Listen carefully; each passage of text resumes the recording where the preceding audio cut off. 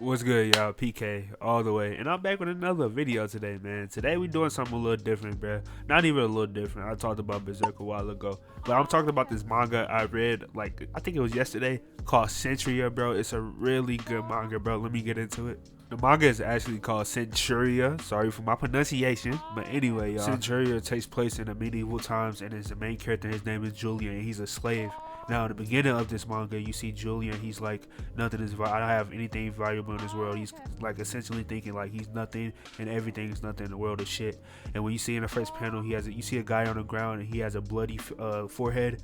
And then you see Julian running out the front door. And then we cut to some sailors who are already on the ship, and then they talk about how they have the biggest shipment yet, which is 100 slaves. And then it's a sailor, and he's talking to his captain. He's like, "Captain, are you sure we're going to sail into the YALL zone?" I don't know what YALL zone is. I don't even know how to pronounce it. I see I butchered it. But anyway, they're talking about how in the YALL zone there's a mystical creatures, there's fucking beasts, mystical beasts that can kill you, all type of shit. And then the captain gives the okay. He's like, "Man, you tripping? We finna go sail. It don't matter what the fuck out there. Them is just rumors, my boy. We finna do what we gotta do." And then there's another sailor who comes up to the captain. He's like, "Captain, we have a stowaway," which is Julian, my boy Julian, man. He's the 101 slave. They're talking about how they can just throw him away or whatever. They don't have enough food for 100. Another slave. They only brought provisions for 100 slaves. They don't have enough for them. And then here is the goaded woman. Her name is Mira. She offers up. She says, "I will share my portion with him." So this is one of the groundbreaking moments in this manga. It's crazy. After Mira offers to share her portion with my boy Julian, everybody on the ship, the other slaves are like, "All right, I'll share my portion with you. I'll share my portion with you. I'll share my portion with you." Like on some group team shit. Like, they all in it together. And then it's that one slave that's hating, like, "Man, you good-natured fellows." And then they accept him on the ship as slave 101.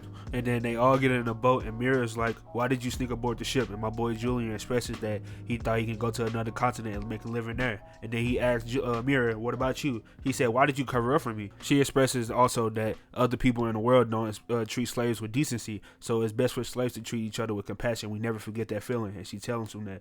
He said, Julian says, "Why? Why do you do that if you don't get nothing in return?" She said, "It lets us maintain our pride as human beings." One of the greatest lines I read in the manga, like, in a while. I ain't gonna lie. Just now, I know it's like simple, but it's like the fact that she in such a circumstance and she could be so powerful, like, and like, you know what I'm saying? It's crazy, man. It's crazy. This is a really good character. And then Mira brings out a knife and she says that her husband gave it to her, but she can't really maintain it because she doesn't have money. And then Julian says that he can polish it up for her really easy. And she's like, "Wow, you can do that?" Yeah. And then Julian tells us a little bit about his backstory. He said that he was sold by his mom, and he was owned by a slave blacksmith. And the blacksmith used to like burn his skin every time he messed up, and he used to make him work day in and day out, day in and day out. So Julian is really good at polishing and doing knives. And then we learn from this story that in the beginning of the chapter or the beginning of the manga, that's the blacksmith that Julian hit in the head with a rock. So we learned that Julian is actually a runaway slave, and he actually defended himself against a really cruel man who used to burn him, cover him in ashes. He used to make the Julian, you do all types of work, cleaning everything, and it's just messed up already because Julian mom sold him, and we get a little bit more about that later, which we will talk about, of course.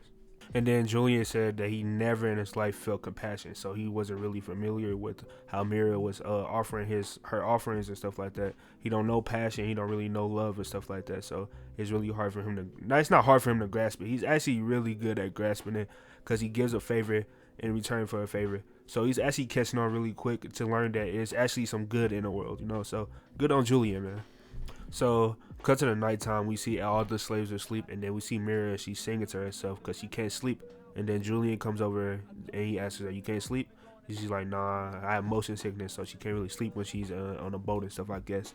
So Julian asks her, he's like, "When will the baby be born?" She says she don't know. She'll just wait till she gets to the continent to find out. And then she asks Julian to touch the baby and tell him that it's moving.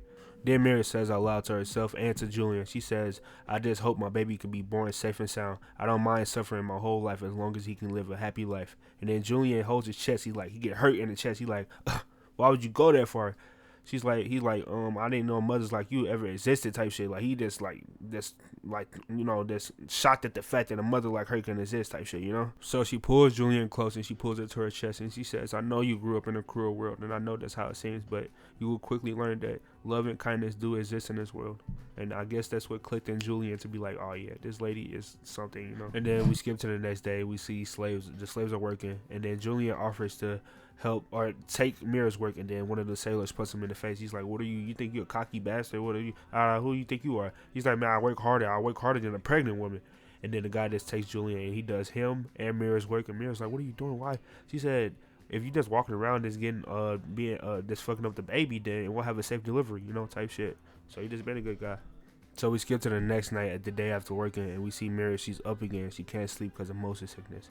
And then Julian expresses to her that he thinks that she is amazing. And then Mira's like, "Julian, I'm not as good as you think." He's like, "Huh?" He's like, "My son, he died to slave traders. He was trying to protect me and the baby."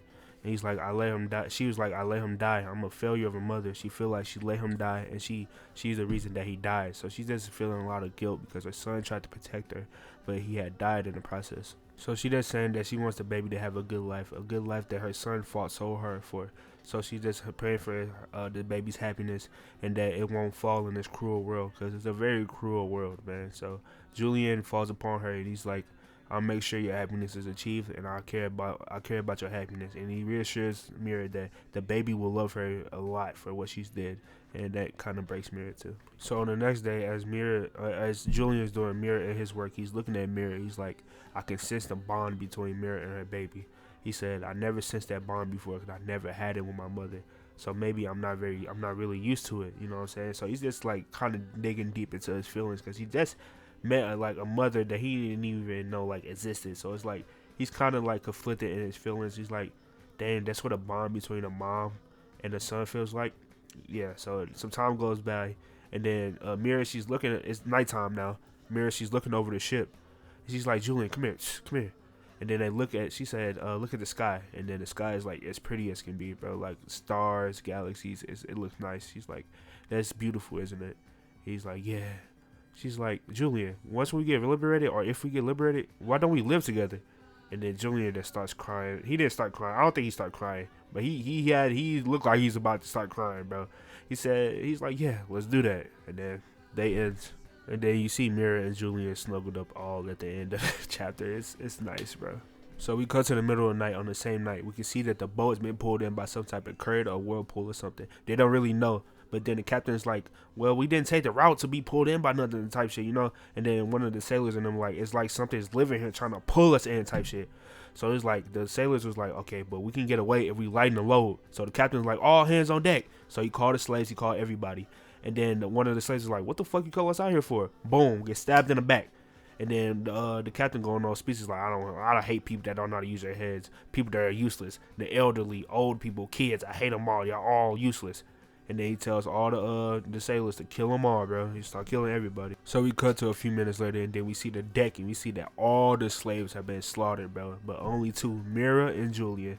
And then the captain expressed, he's like, "I'm impressed. All the slaves went out of their way to save the woman and the child. I'm impressed."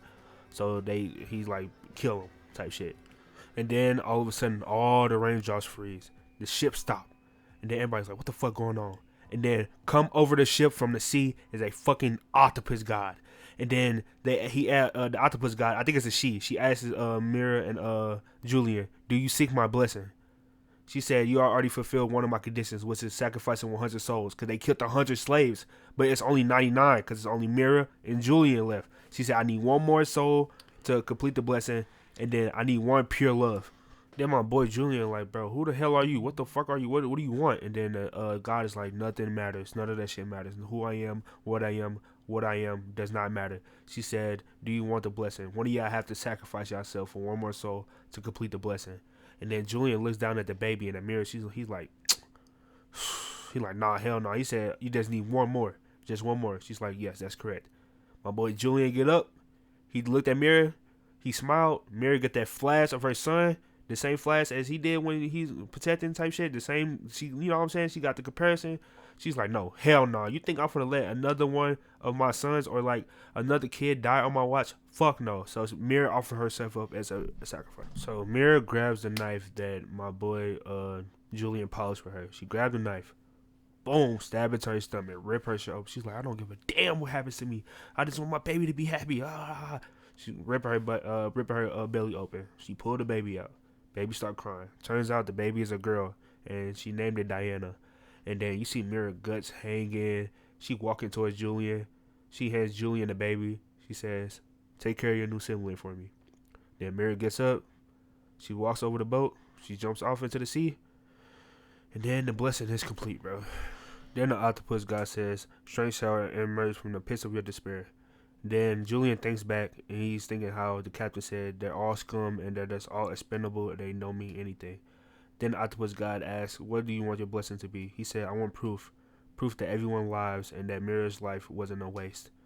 Then the octopus god says, "Then you shall have it."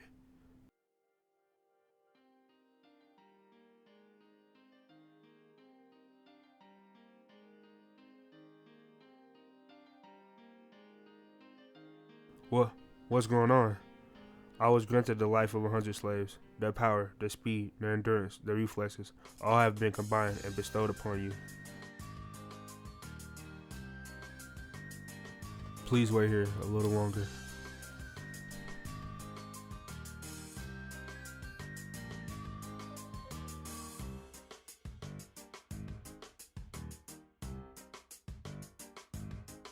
So after he got done beating up the entire group and mopping the floor with those niggas, literally, then the captain got up and he suddenly wasn't dead and he stabbed Julian in the neck.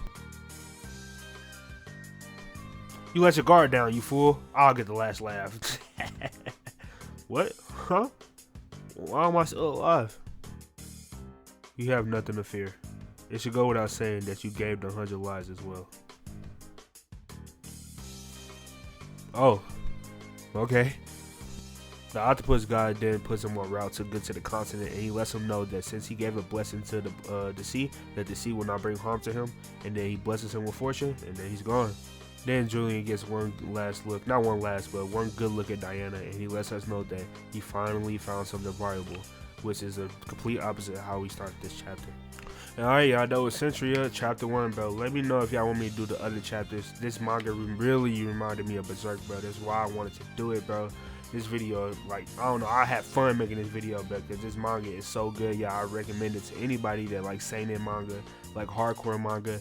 It's fire. It's a good storyline, amazing characters, bro. It gets better and better. It's only on chapter 7. I was going to talk about all 7 chapters, but I ain't got it in me, bro. I'm going to talk about the other chapters another time if y'all want it.